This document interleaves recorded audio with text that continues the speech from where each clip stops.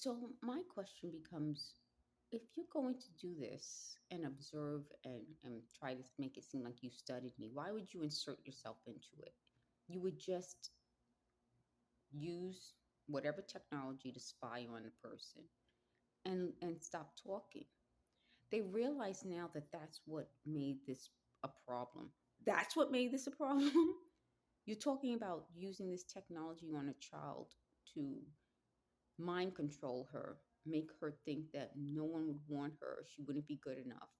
And now you're flipping it to, oh, well, you did this, you did that, but we were the ones helping you. But you didn't know it because we were doing it by talking to you. It's just insane. The other part of this that's insane is the idea that if you keep doing this, it will make things better. It actually makes things worse because what ends up happening is more people start talking about the technology and what their experiences were and talking about why they why they weren't believed. So my question has been all along, why they start to confess to this? They said, well, they got caught, blah blah blah. Even that means they were doing the wrong thing. But what I'm saying, which is I think they don't want to listen to, why they start confessing to this. Not that because they got caught. It's something worse that I'm asking. And I don't think they want to hear the real question that I'm asking, which is you've been doing this to people. People thought they were going insane.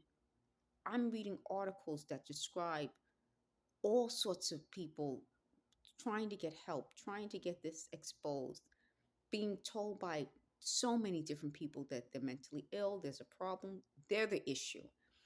Do you understand what I mean? So now let's go back to their what they're saying. We were helping. You were helping. Why now? Why now admit that you were helping?